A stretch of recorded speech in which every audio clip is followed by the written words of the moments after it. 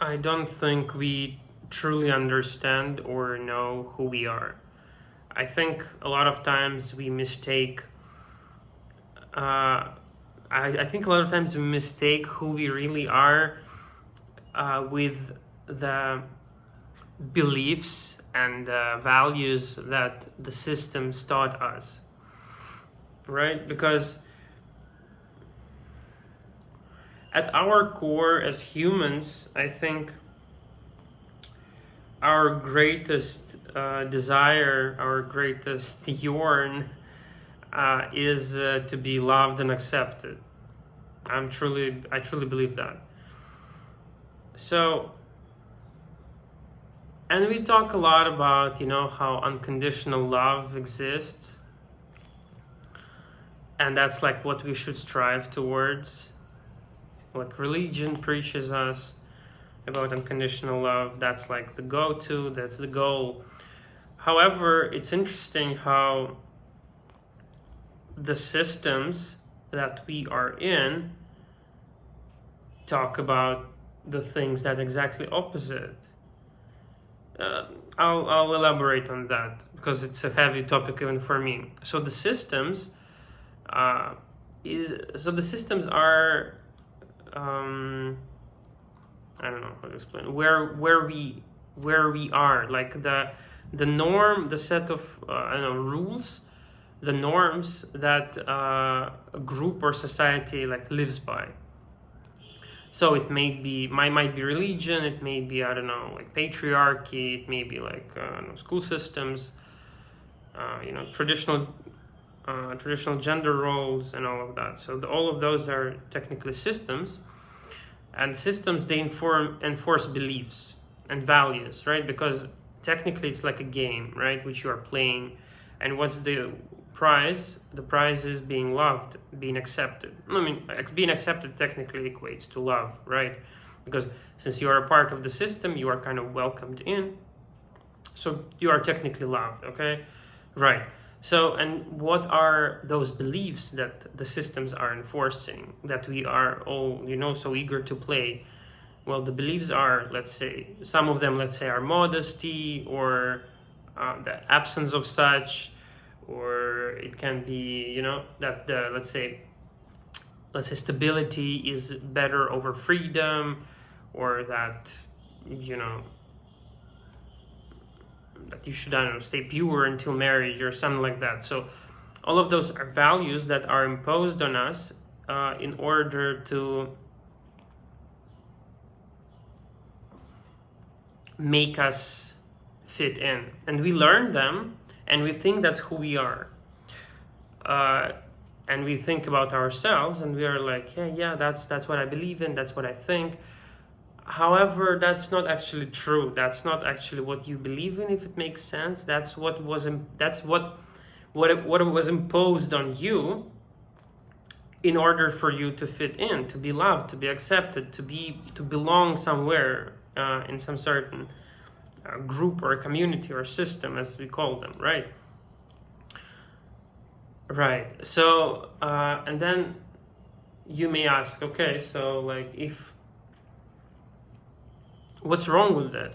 And I mean, that's a good question actually, because on the surface there is nothing wrong with being in a system, right?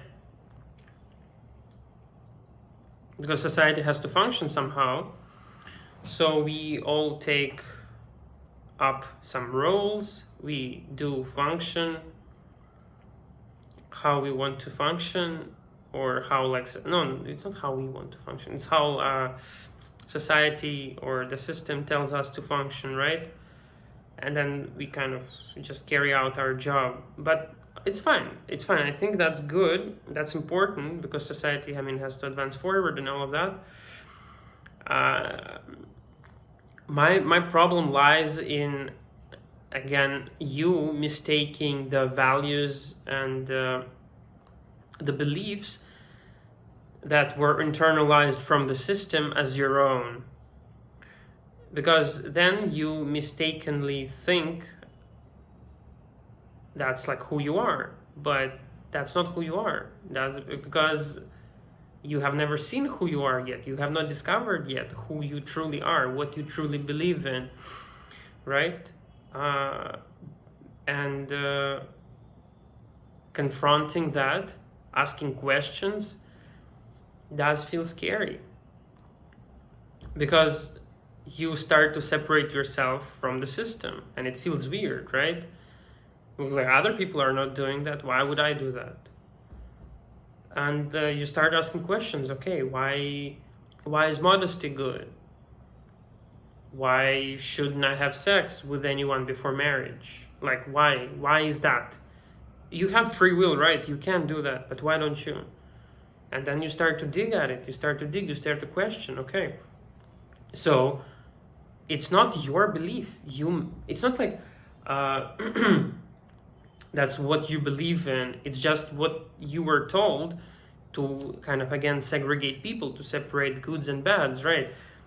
That is like the blueprint, the path to navigate the world, because the world is big and scary, and you are big and scary inside. You don't know, you don't understand. It takes a long time to actually arrive somewhere, to actually discover yourself. So it's easier to kind of take on the already existing frameworks and the blueprints and just work around with them. Actually what happens in the end is that you mistake the mask for your own face, right? Because you trade that belonging to the system, to the group, over your, personal, let's say, realization, right? So in the end, you don't know who you are. And let's say you ask questions, well, then you risk shaking the foundation of the system, because you suddenly realize, well, yes, I'm in the system, but I want to question it. And systems don't like being questioned, because they have to work somehow. And if everyone will start questioning the system, well, then, it will stop working. So, yeah, and I'm not saying like, no, systems are big and bad and they're exploiting you. No, you can definitely work in the system with knowing who you are. But the problem is that you don't, right? Again, what happens here is that you are adopting rules made by someone else in order to feel like figured out. These rules give you defined roles. It gives you a place in the system. And that, let's say, protection, that safety works well, because you don't have to think as much, right? You kind of you walk on already made path, which is, it's a choice of everyone, I think. I'm not here to force everyone into self-realization or something. It's just that it's something I struggle with personally myself, because I'm trying to kind of separate the values that I have internalized over the years versus the values that I truly and honestly have. And the most important thing here is that you start to understand those values that you really have by questioning yourself, by questioning, again, you start with the system, but then you slowly go towards yourself, and then you question yourself. Okay, so I want to do this, or I want to do that, and then you do that, you do something that goes that goes against the system, and then you're like, hey, I didn't die, nothing terrible happened. But that will make you confused, right?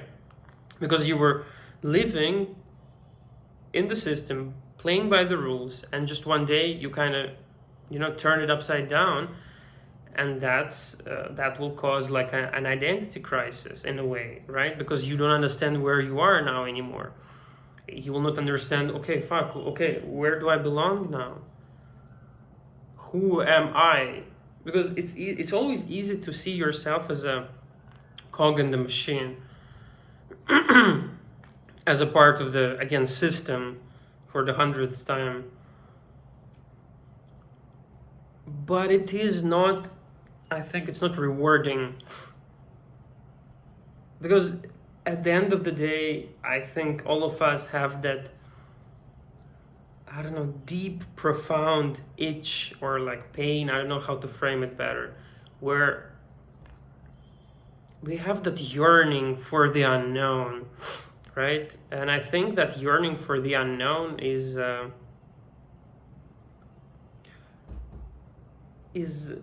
trying to tell us something, and is trying to put us somewhere, and that somewhere is ourselves.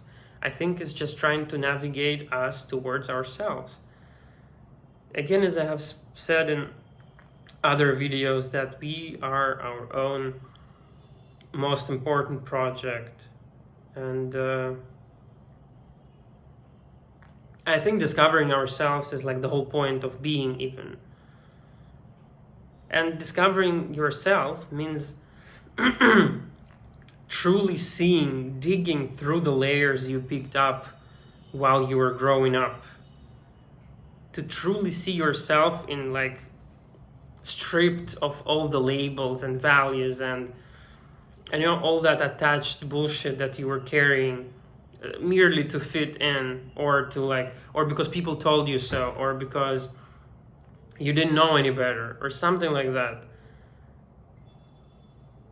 And it's scary to be who you are, because you're risking not being accepted. 1 second.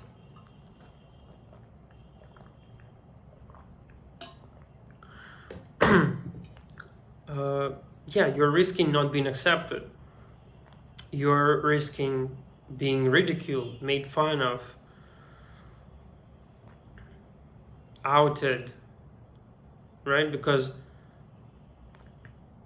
like being called a liar, right? You were working in that system, you were believing those people, but then you started questioning, and something started not making sense in your head, and then you stepped onto your own path, and you thought, hey, this is interesting. And the interesting thing here is that you have to change. Everyone always has to change, and systems don't fucking like that. Don't fucking like that. They can't change. They shouldn't change, because they have to function in a predictable manner, in a predictable fashion, to output, right, to yield certain results. And you, who are ever changing, ever, you know, fluid, trying to figure out who you are, your identity, and all of that, they don't want that. They are not benefiting from that shit. You're risking the operation, technically. So it's better for them to out you, to kind of, you know, kick you out, because you are just, not only you're not helping, you might encourage other people to also look within themselves, you know, also start introspecting, and that's not good. That's not good. And I don't want to, like, you know, go into this whole conspiracy theory where, oh, people don't want, like, you know, people in power don't want us to think, or something like that. I mean, take it with a grain of salt, of course. But yeah, so you just have to question everything, essentially. My I think a central point of this video, which is a half ramble, half insight, is that you have to question everything. And by everything, I mean everything around you and everything within you. Because that's how, I don't know, research is done. And research is a quest for knowledge, right? So you are also in the quest for knowledge in a way, just internal one. You're trying to research, you're trying to understand, discover who you truly are. And questioning yourself, questioning everything, is the only way to discover your true self and real identity. And then still people might ask, okay, but like, what's the point? Doesn't it cost? Yeah, it does. It does. It is expensive, actually, to be unique, to be yourself, to be different.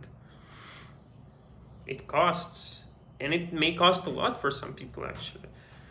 Because again, as I've said, you can be outed, you can be disowned, disapproved of, and for some people the weight of this is unbearable. They can't be,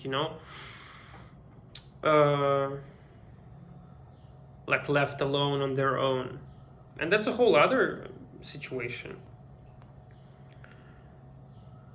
something to deal with. But yeah, I think that's really the truest path there is.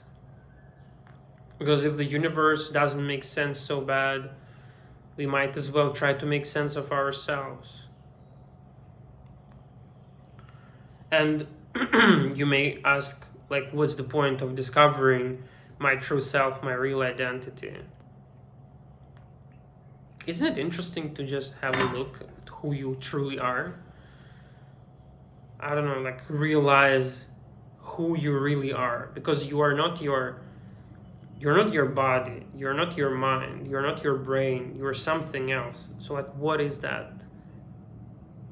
Who is it we are talking about? And that's like, I think at the same time it's the most profound thing ever and the most surface level thing ever.